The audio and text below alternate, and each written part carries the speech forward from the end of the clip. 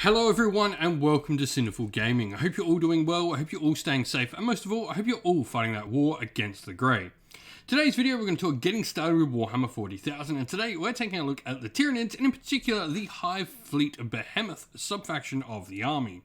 In this video we're going to talk a little bit about what Hive Fleet Behemoth gives us as a subfaction that makes it special from all the other Tyranid armies, and then we'll take a look at a couple of units we recommend to get started with for your Hive Fleet Behemoth army to best make use of all the rules we are getting.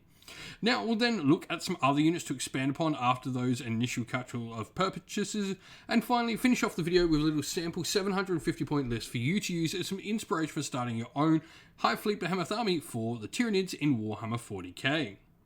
And so, the Hive Fleet adaptation we get for Hive Fleet Behemoth is each time a unit with this adaptation fights, if it made a charge move, was charged, or performed a heroic intervention in the turn, you're going to get to add one to your strength characteristic for models in the unit. It's pretty cool. Straight up, this is good. Tyranids generally like being in combat, getting +1 strength when we're charging, something we're going to want to be doing, or even if we are charged, so we're getting beta striked, or we're performing heroic interventions with characters, all solid stuff. Now we've got the adaptive where we can reroll charge rolls for units in this army with this adaptation. We can choose to, especially in match play, switch this out before the game begins to one of the hunt by morphologies or the lurk one of them. For me, I really like the reroll charges. I think this is just a nice solid one, goes along with the wanting to play, I guess, a Tyranid combat horde, which is where Behemoth is sort of leaning towards. And we have other things like our stratagem as well that rewards us for playing with both Behemoth infantry units, and this for me really does push down the fact we're trying to play with a big horde.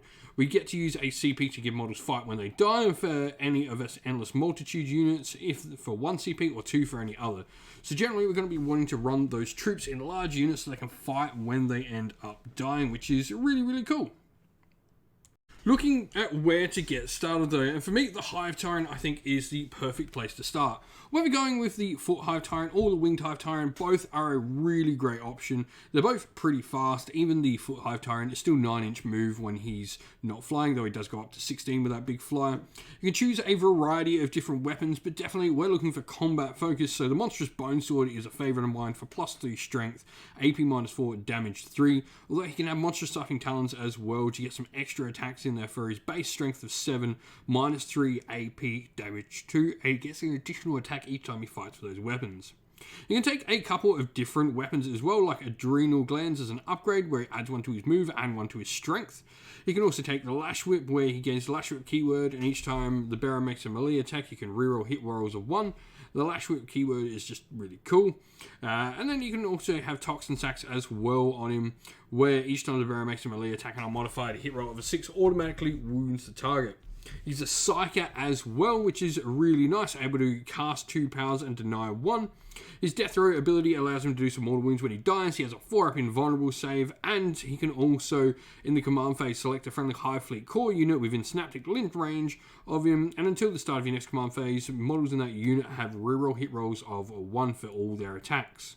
So some pretty solid stuff all around. He's just an absolute beast. 12 wounds, 5 attacks, strength 7, toughness 8, 2+ weapon skill, ballistic skill, and 2+ save as well.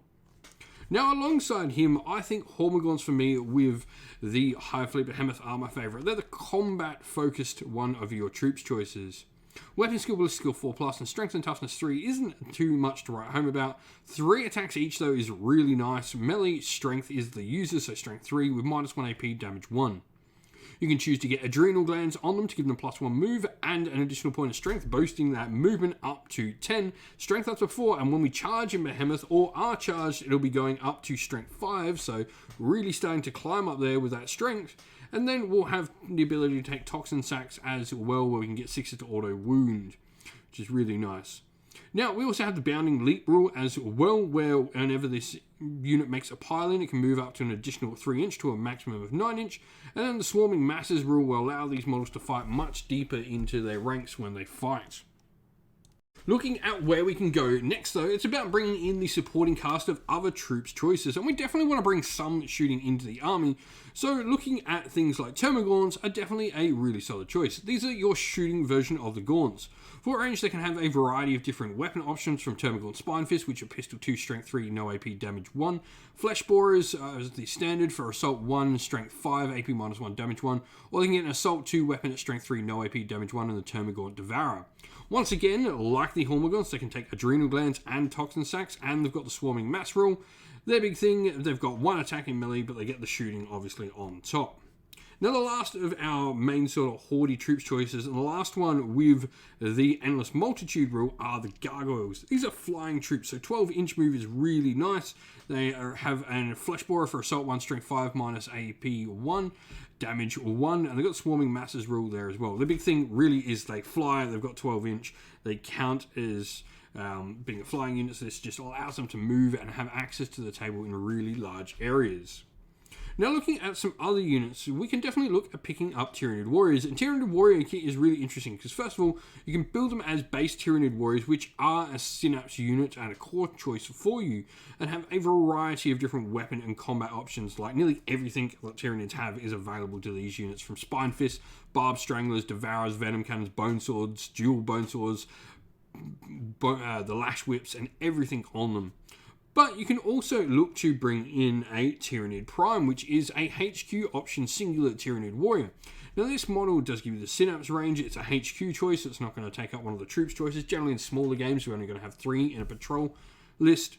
But it's also got the abilities of Alpha Warrior, where it can select a friendly Hive Fleet core unit within Synaptic Limit range and give reroll 1s to wound. So with that and a Hive Tyrant, we can get that nice reroll 1s to hit and wound potentially on a unit. Now, looking at bringing in a little bit of heavy power, we can look at something like the Carnifex. Now, while we do generally benefit a lot in this particular force from getting troops down on the table, it's worth mentioning that Carnifexes can be a nice combat unit.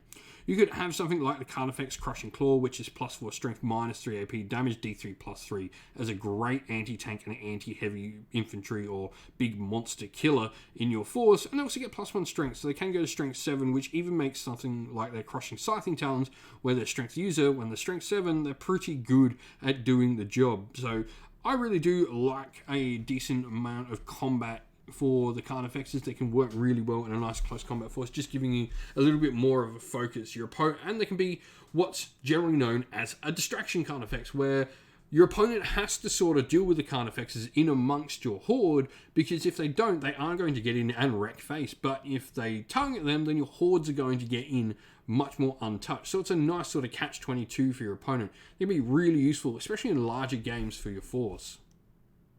And so here we have our sample 750 point army. Now we've gone with the chapter approved Warzone Nephilim, as we're going to be building our army for that.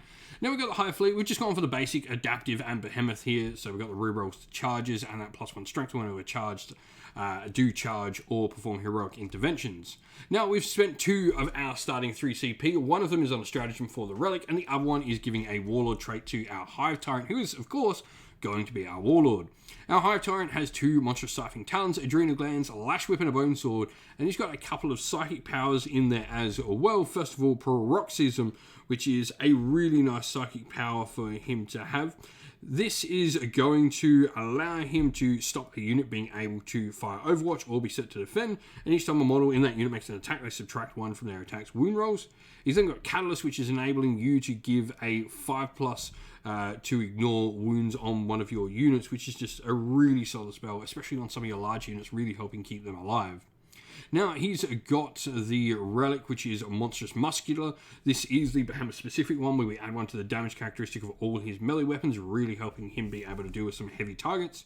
And then we've got the Warlord trait Monstrous Hunger, where each time this Warlord makes a melee attack on a modified wound roll of a 6, inflicts a mortal wound in addition to any other damage. Now, we've then got the Tyranid Prime, who's going to have Adrenal Glands, Devourer, Lash Whip and Bone Sword, and Toxin Sacs on him, just for a nice secondary fighter. And troops-wise, this is where the army really fleshes itself out. We've got 20 Gargoyles with Flesh Borers, and then 2 units of 15 Hormagaunts, both with Adrenal Glands, so we can get up to that nice Strength 5 when we manage to get those charges off.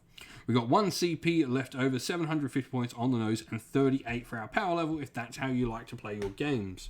If you get any thoughts on running a nice big horde in Behemoth, let us know down in the comments below. Well, that's the end of the video. Thank you all for watching. We hope you enjoyed. If you did, please don't forget to leave a like and subscribe to the channel. And also drop us a comment down below letting us know what you enjoyed about the video. If you'd like to come chat more with me and other members of our community here at Sinful Gaming, you can do so on our Discord server, which is linked down in the video's description. If you'd like to help support the channel more, you can do so either by Patreon or YouTube members, or going to our Teespring store, all of which are linked down in the video's description as well. As a special thank you to our patrons and YouTube members, we'd like to give you all a shout out. So, a special Patreon shout out to Christian Weir, Soren, Kenny Lyle, Aaron Shot First, Andrew Bowen, Nathan Fee, The Rising Ape, Q Dynamic, Anthony B, JJ Austrian, Average Wargamer, Domir, Mark Harvey, James Cader, Derek Bloobs, Benjamin Suarez, and Red Martin. And as thank you to our YouTube members as well: Green Roots Gaming, Kenton Young, Ronya, Lock Lorick, The Johnny 84, David Ellsworth, Wolfric Nick, Broken Chef, Ariana Edwards, Revenar, Pink, Nico Fire, Robin Mankiller, Monty's Tabletop Terrain, John Castle, and Davis Wire.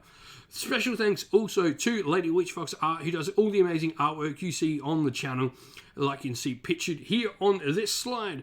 Thank you once again for watching, everyone. Stay safe, stay well, and most of all, keep fighting that war against the Grey. Ciao for now.